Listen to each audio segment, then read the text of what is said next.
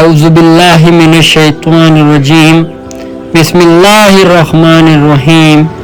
اسلام T V کے پیارے دوستو السلام علیکم۔ ہم آپ کو اپنے اسلامی چینل میں خوش آمدید کہتے ہیں۔ دوستو آج ہم بات کریں گے حضرت امام علیہ السلام کے شہادت کے بارے میں۔ اگر آپ چینل پہ نئے ہیں تو چینل کو سبسکرائب کیجئے، لائک کیجئے اور گھنٹی کا آئیکن دبا دیجئے۔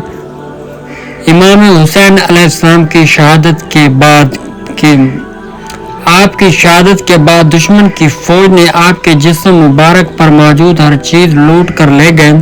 قیس بن اشعث اور بحر بن کعب نے آپ کی قمیض، اسود بن خالد لودی نے آپ کے نعلین، جمی بن خلق اودی نے آپ کی تلوار شمشیر، اخنس بن مرصد نے آپ کا امامہ، بجدل بن سلیم نے آپ کی انگوٹھی اور عمر بن سعد نے آپ کا زرہ لوٹ لیا تھا۔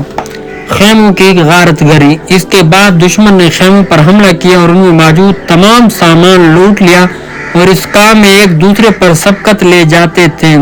شمر امام سجاد علیہ السلام کو قتل کرنے کی خاطر دشمن کے ایک گروہ کے ساتھ خیموں میں داخل ہوئے، لیکن حضرت زینب اس کام میں رکاوٹ بنی۔ بعض مورخین کے مطابق دشمن کے بعض سپاہیوں نے شمر کے اس کام پر اعتراض کیا اور اسے اس کام سے باز رکھا۔ ابن سعد نے اہل حرم کو ایک خیمے میں جمع کرنے کا حکم دیا، پھر ان پر بعض سپاہیوں کے پہرے لگا دیے گئے۔ لاشوں پر گھوڑے دوڑایا جانا۔ ابن زیاد کے حکم پر عمر سعد نے اپنی فوج کے 10 سپاہیوں کے ذریعے امام حسین علیہ السلام اور ان کے باوفا اصحاب کے جنازوں پر گھوڑے دوڑائے گئے، جس سے شہداء کے جنازے پامال ہو گئے۔ اسحاق بن حویہ، اخنس بن مرصد، حکیم بن طفیل، عمر بن سبی، رجا بن منقطع، عبدی، سالم بن خشمہ، جعفی، واضح بن نہم، صالح بن واب، جعفی، ہانی بن سبیت، حضری اور اسید بن مالک ان افراد میں شامل تھے جنہوں نے شہداء کے بدن پر گھوڑے دوڑائے۔ شہداء کے سروں کو کوفہ اور شام بھجوانا۔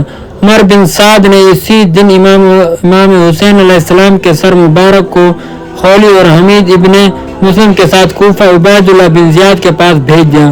اسی طرح اس نے اپنے سپاہیوں کو دیگر شہداء کے سروں کو بھی جسم سے جدا کرنے کا حکم دیا اور اس سب کو، جن کی تعداد 72 تھی، شمر بن ذی الجوشن، قیس بن اشعث، عمر بن حجاج اور عزرا بن قیس کے ساتھ کوفہ روانہ کیا۔ اہل حرم کی اسیری۔ واقعہ عاشور کے دن امام زین العابدین سخت بیمار تھے، اسی وجہ سے آپ جنگ میں شرکت نہ کر سکے۔ یوں مردوں میں سے صرف آپ زندہ بچ گئے اور حضرت زینب سمیت اہل حرم کے دوسرے افراد کے ساتھ دشمن کے ہاتھوں اسیر ہوئے۔ عمر بن سعد اور اس کے سپاہی اسرا کو کوفہ میں ابن زیاد کے پاس لے گئے، پھر وہاں سے انہیں یزید بن معاویہ کے پاس شام میں لے جایا گیا۔ شہداء عاشورہ کی تدفین۔ مورخین کے مطابق عمر بن سعد کے کربلا سے چلے جانے کے بعد شہداء کو 11 محرم الحرام کے دن دفن کیا گیا، جبکہ بعض مورخین کے مطابق 13 محرم شہداء کی تدفین کا دن ہے۔ سنی مورخین کا اتفاق ہے کہ امام حسین علیہ السلام آپ کے اصحاب کو 11 محرم سن 61 ہجری کے دن سپرد